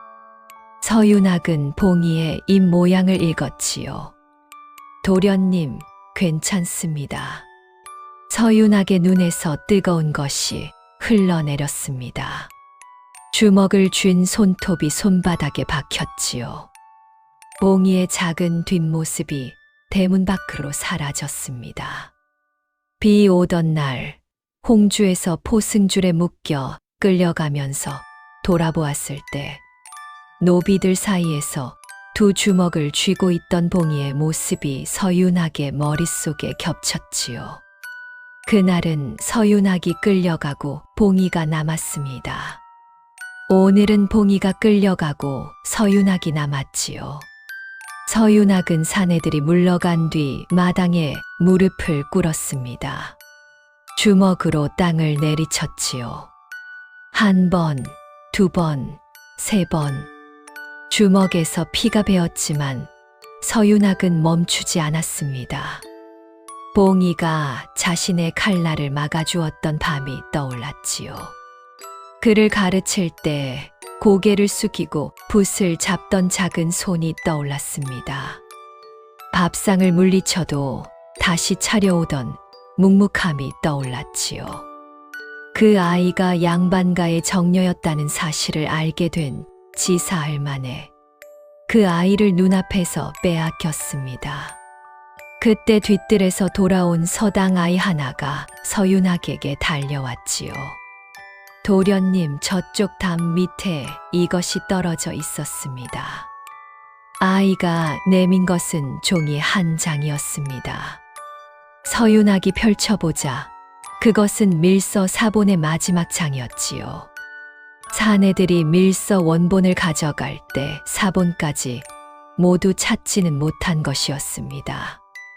최판관이 밤새 베껴 여러 곳에 나누어 숨긴 사본 가운데 한 장이 담새에 끼어 있다가 살아남은 것이었지요. 서윤학은 그 종이를 펼쳐 읽었습니다. 조만영의 횡령 내역과 윤씨 가문 무고의 핵심 정황이 담긴 장이었지요. 서윤학의 품에는 은비녀 탁본도 남아 있었습니다. 은비녀 원본과 밀서 원본은 빼앗겼으나 사본 한 장과 탁본이 남은 것이었지요. 서윤학은 종이를 가슴에 품으며 일어섰습니다. 관아에서 돌아온 최판관이 처참한 꼴이 된 집안을 보고 달려왔지요. 무슨 일이 있었느냐? 서윤학이 벌어진 일을 전했습니다. 최판관의 얼굴이 사색이 되었지요. 그러나 서윤학이 밀서 사본 한 장과 은비녀, 탁본을 꺼내 보이자 최판관의 눈에 불꽃이 일었습니다. 이것이면 된다. 상소문을 쓸 수 있다. 최판관이 탁자 앞에 앉으며 말했지요. 사흘 뒤 왕의 행차가 있다. 격쟁을 올릴 수 있는 유일한 기회이다. 서윤학이 고개를 끄덕였습니다. 서윤학의 눈에는 눈물 자국이 남아 있었으나 눈빛은 단단했지요. 제가 격쟁을 올리겠습니다. 최판관이 붓을 들었습니다. 밤새 상소문을 쓸 참이었지요. 서윤학은 창밖의 어둠을 바라보며 봉이를 떠올렸습니다. 최판관이 붓을 들었습니다. 밤새 상소문을 쓸 참이었지요. 서윤학은 창밖의 어둠을 바라보며 봉이를 떠올렸습니다. 그날 밤 최판관의 집에는 불이 오래도록 꺼지지 않았습니다. 최판관이 상소문을 쓰는 동안 서윤학은 그 옆에 앉아 먹을 갈았지요. 두 사람은 밤새 말이 없었습니다. 무엇 끝이 종이를 긁는 소리만 방 안을 채웠지요. 서윤학은 먹을 갈면서 봉이를 생각했습니다. 처음 홍주에서 봉이를 본 것은 봉이가 부엌 한 구석에서 쌀을 씻고 있을 때였지요. 또래보다 한 뼘 작아 10살짜리로 보이던 아이였습니다. 아무도 그 아이를 눈여겨보지 않았지요. 서윤학도 마찬가지였습니다. 그런데 그 아이가 아버지의 목숨을 살렸습니다. 그 아이가 칼날 앞을 막아섰습니다. 그 아이가 밥상을 물리쳐도 다시 차려왔습니다. 그 아이가 글씨를 쓰는 법을 배우면서 한 번도 잊지 않았습니다. 그 아이가 붙잡혀 가면서도 눈물 없이 입을 달거렸습니다. 도련님, 괜찮습니다. 서윤학의 손이 먹을 가는 것을 멈추었지요. 먹향이 방 안에 가득했습니다. 최판관이 고개를 들지 않은 채 말했지요. 윤아가, 예, 스승님. 격쟁을 올리는 것은 두려운 일이다. 무사히 돌아오너라. 서윤학이 고개를 숙였습니다. 돌아올 것입니다. 봉이를 데리고 돌아올 것입니다. 최판관이 붓을 멈추지 않은 채 고개를 끄덕였지요. 그 눈가가 붉어져 있었습니다. 기다려라, 봉이야. 반드시 데려오마. 서윤학의 입술이 소리 없이 움직였지요. 한양의 밤하늘에 별이 차갑게 빛나고 있었습니다. 한양 변두리의 허름한 민가 안방에 갇혀 있었습니다. 두 손이 끈으로 묶여 있었고 꺾인 손가락이 퉁퉁 부어 있었지요. 방 안은 창문도 없이 어두웠고 집단 냄새와 묵은 먼지 냄새가 뒤섞여 있었습니다. 봉이는 벽에 등을 기대고 앉아 있었지요. 그날 저녁 박치수가 직접 방 안으로 들어왔습니다. 봉이를 내려다보며 천천히 입을 열었지요. 밀서 사본이 더 있느냐? 서진표가 어디에 숨어 있느냐? 봉이는 아무 말도 하지 않았습니다. 입을 다문 채 벽만 바라보았지요. 우참찬 대감께서 직접 신문하실 것이다. 그 전에 입을 열면 편해진다. 봉이는 그래도 입을 열지 않았습니다. 눈에 띄지 말거라. 소리를 내지 말거라. 어머니의 말이 이번에도 봉이를 지켰지요. 다만 이번에는 그 침묵의 뜻이 달랐습니다. 두려워서가 아니라 지키기 위해서 입을 닫은 것이었지요. 박치수가 방을 나갔습니다. 빗장 소리가 들렸지요. 봉이는 묶인 손을 무릎 위에 올려놓고 눈을 감았습니다. 이튿날 아침 박치수가 다시 들어왔지요. 이번에는 아무 말도 하지 않고 봉이의 얼굴을 한참 들여다보다가 나갔습니다. 사흘째 되는 날 방문이 열렸습니다. 봉이는 박치수가 또 온 것이라 생각했지요. 그러나 문 앞에 선 것은 조만영이었습니다. 50대 후반의 살집 있는 얼굴, 느릿한 눈빛, 입가에 옅은 미소. 조만영은 방 안으로 들어와 봉이 맞은편에 앉았습니다. 위협하는 기색이 없었지요. 오히려 여유롭게 웃으며 말했습니다. 내가 봉이구나. 서씨 가문 부엌댁이라 했는데 최판관 집에서 양반 도련님 옆에 앉아 글까지 읽더라 하던데. 봉이는 입을 열지 않았습니다. 서진표가 너를 각별히 여긴 까닭이 있겠지. 그게 무엇인지 나는 알고 싶다. 조만영의 눈이 봉이의 왼쪽 손목으로 향했습니다. 묶인 끈 위로 화상 자국이 보였지요. 조만영의 눈이 가늘어졌습니다. 저 자국은 조만영이 중얼거리다가 멈추었습니다. 무언가가 기억의 안쪽에서 흔들렸지요. 75년 전 멸문의 밤 불길 속에서 빠져나간 사람, 돌쟁이를 안고 뛰어나간 여인. 조만영의 얼굴에서 옅은 미소가 사라졌습니다. 느릿하게 손가락이 무릎을 두드리기 시작했지요. 점점 빨라졌습니다. 이름이 무엇이냐? 봉이는 대답하지 않았지요. 봉이, 그것이 전부냐? 봉이는 여전히 입을 열지 않았습니다.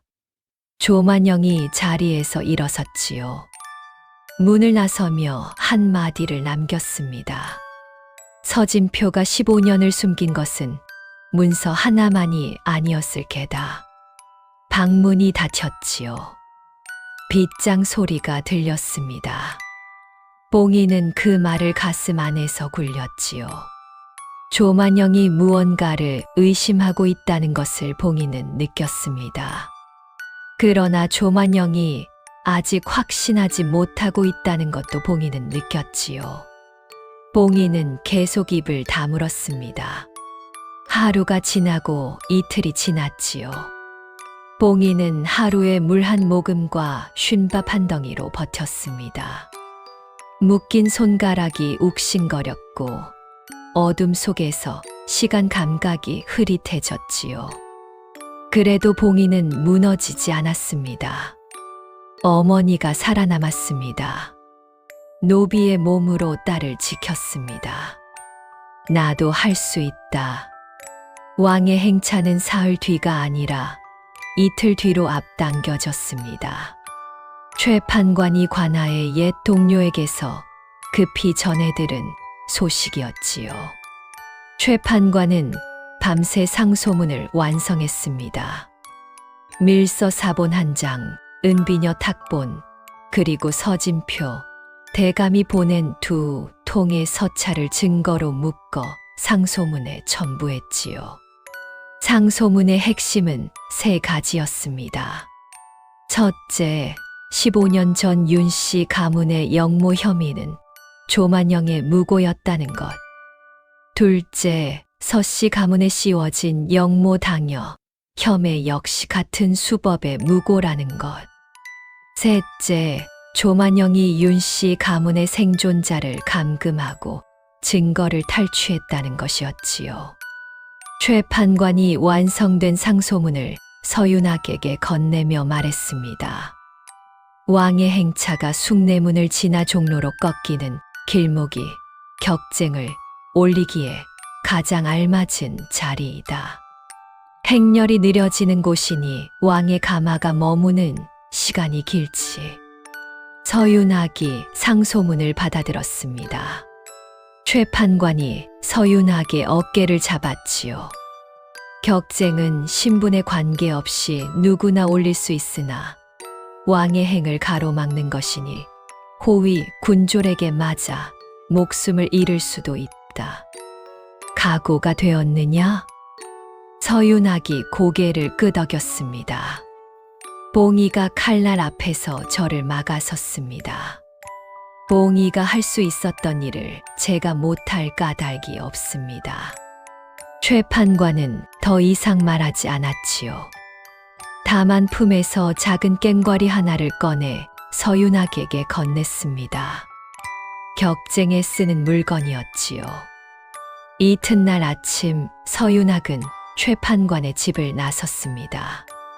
품 안에 상소문과 증거 묶음 그리고 꽹과리를 지니고 있었지요. 종로 거리는 왕의 행차를 구경하려는 백성들로 이미 인산인해를 이루고 있었습니다. 서윤학은 숭례문 쪽에서 종로로 꺾이는 길목에 자리를 잡았지요. 길 양쪽에 늘어선 호위 군졸들의 창날이 아침 햇살에 번뜩이고 있었습니다. 멀리서 북소리가 울렸지요.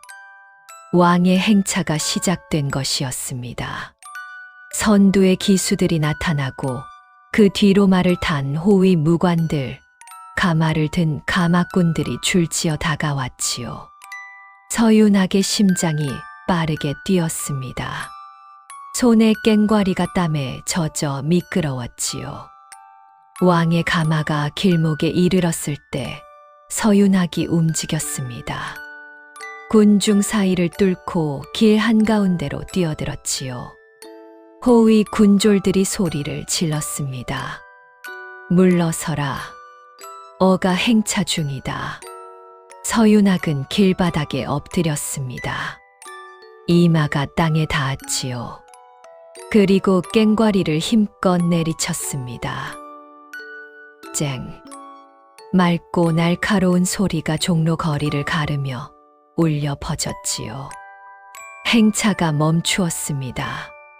호위 군졸 둘이 달려들어 서윤학의 양팔을 잡아 일으켜 세웠지요. 서윤학은 팔을 잡힌 채 가마를 향해 외쳤습니다. 억울한 백성이 격쟁을 올립니다. 15년간 묻힌 무고의 진상을 아뢰옵니다. 가마 안에서 잠시 정적이 흘렀지요. 이윽고 가마의 발이 거치며 안에서 낮은 목소리가 들렸습니다. 상소문을 올려라. 호위 군졸이 서윤학에게서 상소문과 증거 묶음을 받아 가마 안으로 전했지요.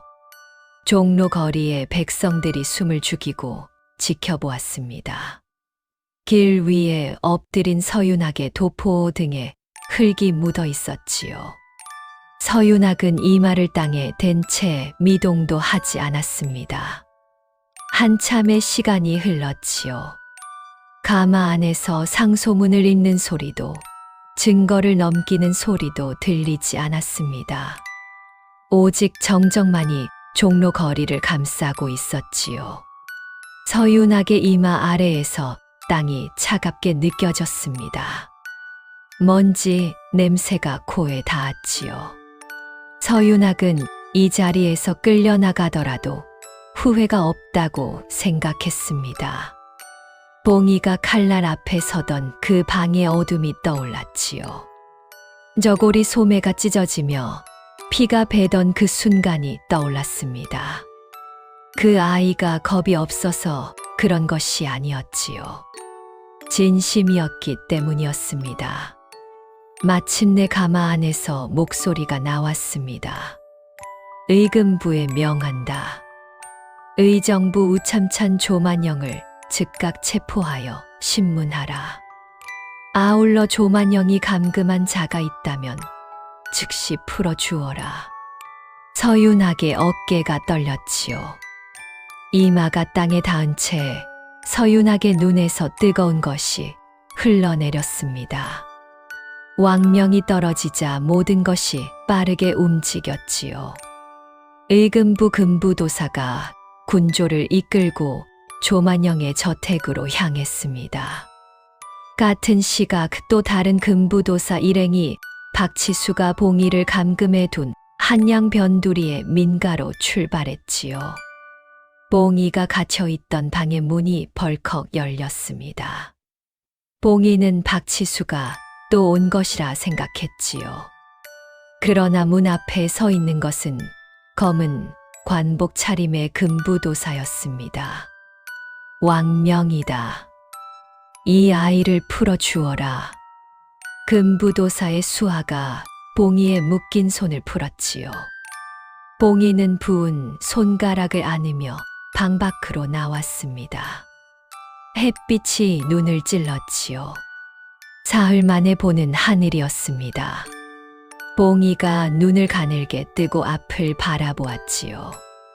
골목 끝에 서윤학이 서 있었습니다. 도포에 흙이 묻은 채 달려온 듯 숨이 가쁜 채로 서윤학이 서 있었지요. 서윤학은 봉이를 보자 그 자리에 멈추었습니다. 봉이도 멈추었지요. 두 사람 사이의 거리는 10발자국 남짓이었습니다. 서윤학이 먼저 걸었지요. 한 발, 두 발, 세 발.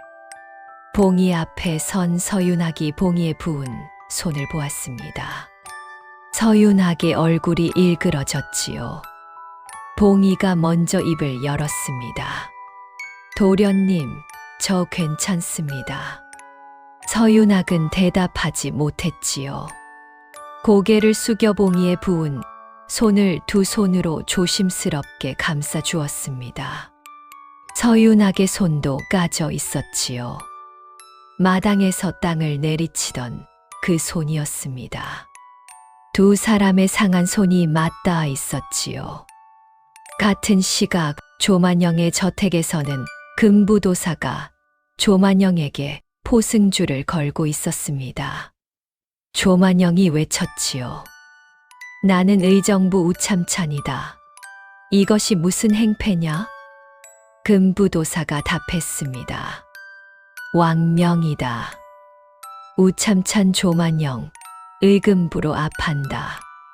조만영의 얼굴이 하얗게 질렸지요.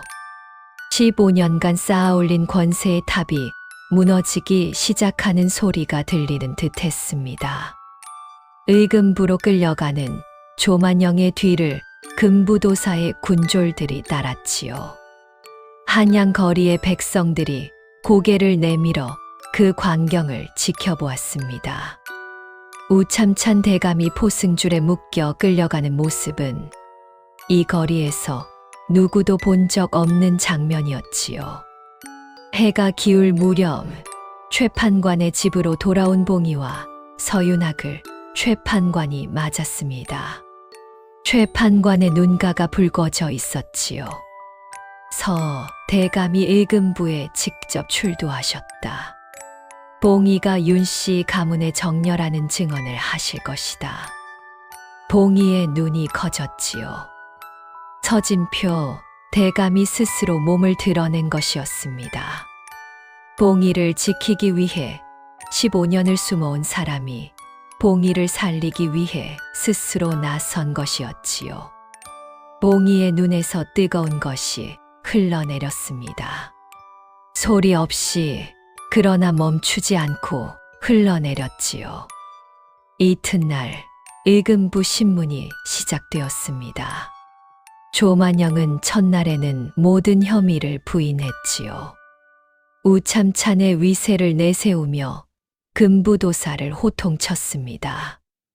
그러나 둘째 날 서진표 대감이 의금부에 출도하여 증언석에 섰지요. 서진표 대감은 15년 전의 일을 처음부터 끝까지 증언했습니다. 당시 호조판서였던 윤씨 가문의 가장 윤덕수가 호조 장부에서 조만영의 횡령 내역을 발견한 일. 윤덕수가 이를 조정에 보고하려 하자 조만영이 먼저 윤씨 가문을 영모로 무고한 일. 멸문의 밤 불길 속에서 윤씨 부인이 돌쟁이 딸을 안고 서씨 가문으로 도주한 일. 서진표 대감이 그 아이를 노비 신분으로 숨겨 키운 일까지. 대감의 증언은 또렷하고 흔들림이 없었지요. 그 아이의 이름은 봉이입니다. 본래 이름은 윤봉이이며 윤덕수의 정녀입니다. 대감이 증거로 내민 것은 세 가지였지요. 첫째, 밀서 사본에 찍힌 윤씨 가문의 도장 문양. 둘째, 은비녀 탁본에 나타난 동일한 문양. 셋째, 대감 본인이 15년간 보관해 온 윤씨 가문의 족보 사본이었습니다. 족보에는 윤덕수의 딸 봉이의 이름이 적혀 있었지요. 조만영의 얼굴이 잿빛으로 변했습니다. 셋째 날, 의금부가 조만영의 저택을 수색하여 압수한 물건 가운데서 결정적인 증거가 나왔지요. 박치수가 봉이에게서 빼앗은 밀서 원본과 은비녀가 조만영의 서재 비밀 서랍에서 발견된 것이었습니다. 밀서 원본의 도장 문양과 은비녀의 문양이 정확히 일치한다는 사실이 의금부 관원들 앞에서 공식 확인되었지요. 조만영은 더 이상 부인할 수 없었습니다. 조만영이 마지막으로 입을 열었을 때 그 목소리는 떨리고 있었지요. 15년간 조정에서 자신을 무너뜨릴 수 없다고 믿어온 사람의 목소리가 처음으로 흔들리고 있었습니다. 내가 옳은 일을 한 것이다. 윤덕수는 왕권을 위협할 세력과 내통하고 있었다. 서진표 대감이 조용히 말했습니다. 윤덕수는 그저 장부를 보았을 뿐이요. 그리고 횡령을 기록했을 뿐이요. 그것이 어찌 왕권을 위협하는 일이 됩니까? 의금부 당상관이 조만영을 내려다보았지요. 조만영은 더 이상 말하지 않았습니다. 고개를 떨구었지요. 그 순간 15년의 세월이 한꺼번에 무너지는 소리가 방 안에 울리는 것 같았습니다. APPND 조만영은 윤씨 가문의 가장 윤덕수를 영모로 무고하여 멸문시킨 뒤 호조 장부를 탈취했으며 윤씨 가문의 재산과 관직 기반을 빼앗아 자신의 권세를 쌓는 데 이용했습니다. 이번에도 같은 수법으로 서씨 가문을 노린 것이었지요. 서진표 대감이 보관하고 있던 밀서가 세상에 나오는 것을 막기 위해 서씨 가문에 영모 당여 혐의를 씌운 것이었습니다. 왕령이 내려졌지요. 의정부 우참찬 조만영은 무고와 횡령, 살인, 교사의 죄로 참형에 처한다. 문객 박치수는 공범으로 유배에 처한다. 조만영이 의금부에서 끌려 나오던 날, 한양거리에는 늦봄의 햇살이 내리쬐고 있었습니다. 포승줄에 묶인 조만영의 얼굴에서 15년간 유지해 온 위세는 흔적도 없이 사라져 있었지요. 거리의 백성들이 조만영을 바라보며 수군거렸습니다. 권세 높은 우참찬이 이렇게 끌려가는 것을 보니 세상에 영원한 것은 없다는 말이 절로 나오는구먼. 같은 날 왕명으로 두 가지 복권이 이루어졌습니다. 첫째, 15년 전 영모 혐의로 멸문당한 윤씨 가문의 신원 복권이었지요. 윤덕수의 영모 혐의는 조만영의 무고였음이 공식 확인되었고 윤씨 가문의 명예가 회복되었습니다. 이에 따라 윤씨 가문의 유일한 생존자인 봉이, 본명 윤봉이는 윤씨 가문의 정녀로서 양반 신분을 공식 회복했지요. 둘째, 서씨 가문의 영모 당녀 혐의가 풀렸습니다. 서진표 대감의 혐의는 조만영의 무고였음이 밝혀졌고 서씨 가문의 가산 정몰이 해제되었지요. 서진표 대감의 명예가 복원되었으며 서윤학에게 걸려있던 거주 제한도 풀렸습니다. 의금부 신문이 끝난 날 밤, 봉이는 최판관의 집 뒤뜰 우물가에 혼자 앉아 있었습니다. 달이 밝았지요. 우물 안에 달빛이 고여 있었습니다. 봉이는 그 달빛을 들여다보다가 손을 뻗어 물을 한 움큼 떴지요. 손바닥 안에서 달빛이 흔들렸습니다. 어머니가 떠올랐습니다.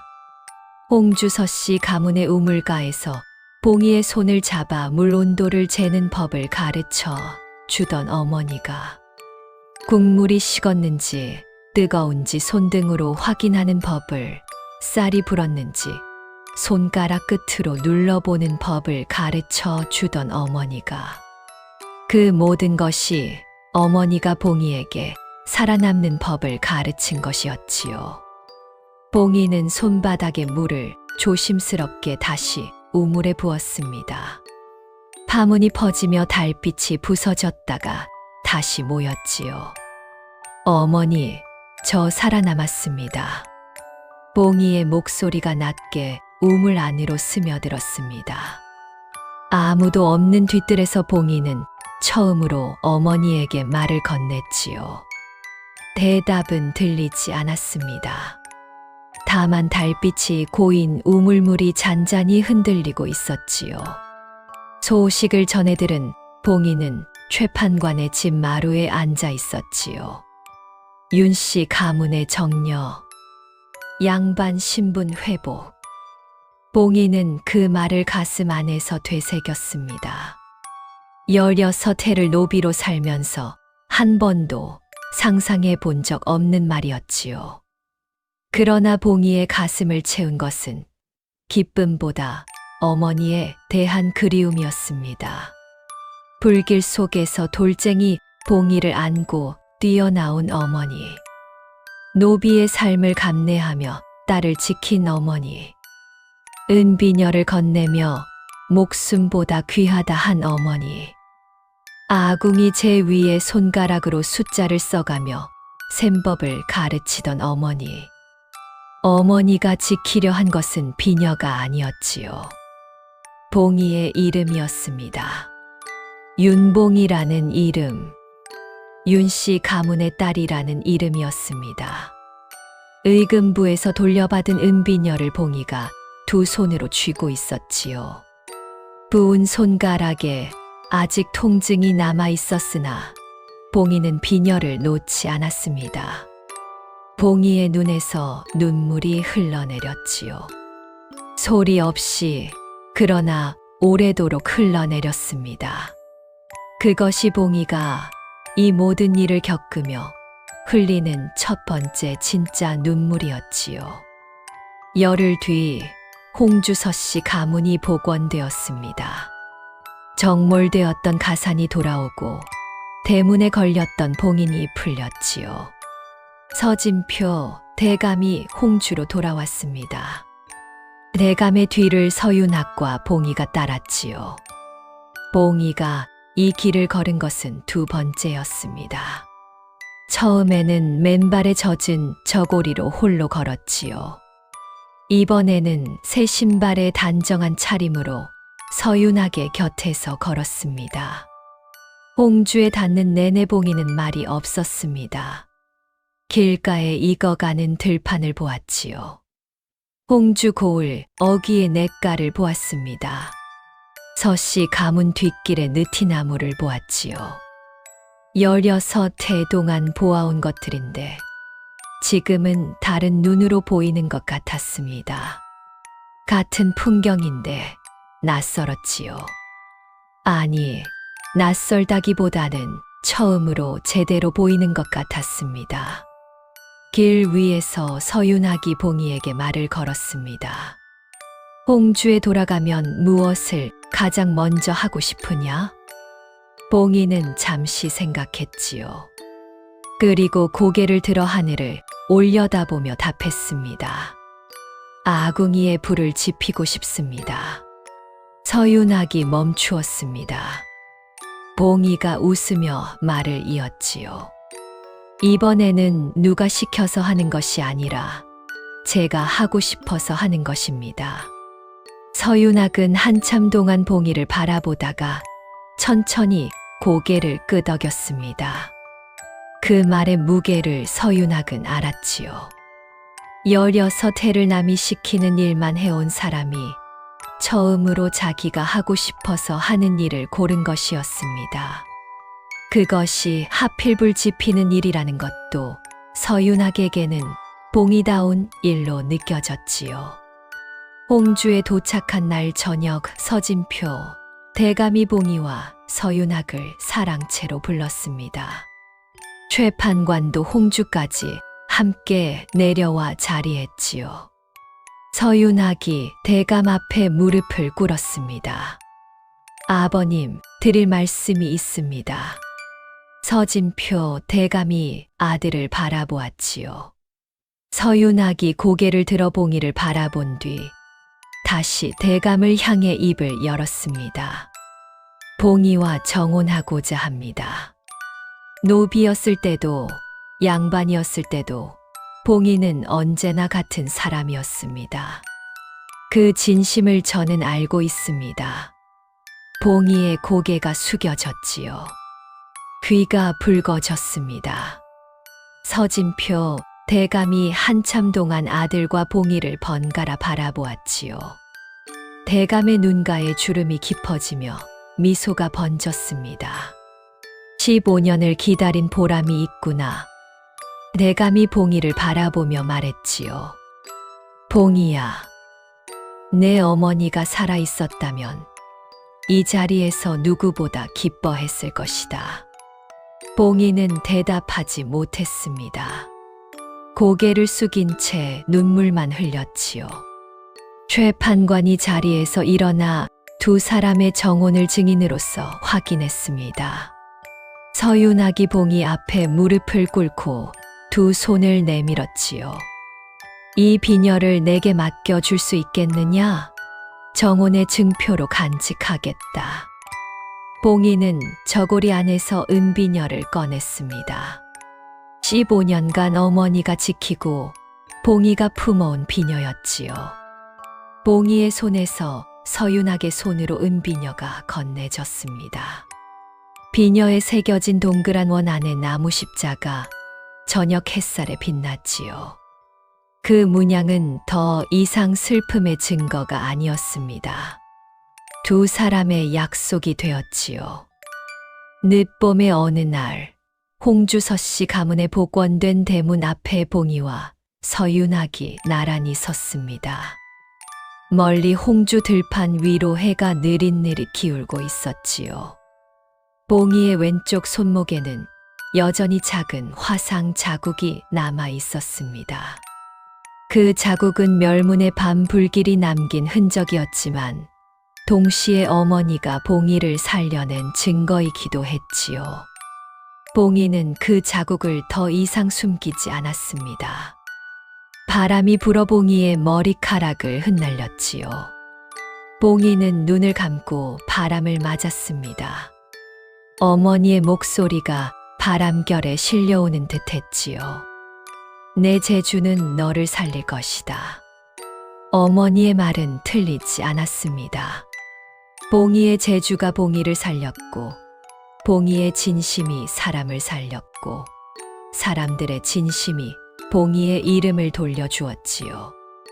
윤봉이, 잃어버렸던 이름이 돌아온 것이었습니다. 홍주의 늦봄 하늘이 붉게 물들고 있었지요. 봉이와 서윤학의 그림자가 나란히 길게 늘어져 대문 안쪽까지 닿았습니다. 오래전 어머니가 이 대문을 넘어 들어왔고 봉이가 이 대문을 넘어 나갔지요. 이제 봉이가 다시 이 대문 안에 서 있었습니다. 노비가 아닌 제 이름을 가진 사람으로서 서 있었지요. 여러분, 오늘 이야기의 교훈은 이것이옵니다. 봉이는 16 해를 부엌대기 노비로 살았습니다. 아무도 봉이를 눈여겨보지 않았지요. 작은 체구의 말수도 없으니 있는 듯 없는 듯한 아이였습니다. 그런데 그 아이가 대감의 목숨을 살렸지요. 칼날 앞에서 사람을 지켰습니다. 묵묵히 밥상을 날랐고 소리 없이 글을 배웠지요. 봉이를 살린 것은 대단한 힘이 아니었습니다. 어머니가 가르쳐준 셈법, 어머니가 남겨준 비녀 하나, 그리고 사람을 향한 진심이었지요. 세상이 알아주지 않아도 묵묵히 자기 자리를 지키는 사람, 그 진심은 반드시 빛을 보게 되어 있습니다. 신분이 낮아도 힘이 약해도 진심을 다하는 사람 앞에서는 어떤 권세도 결국 무너지게 되어 있지요. 봉이는 그것을 몸으로 살아낸 사람이었습니다. 오늘 이야기는 여기서 마치겠습니다. 구독과 좋아요, 그리고 알림 설정까지 해주시면 다음 이야기도 가장 먼저 찾아뵐 것이옵니다.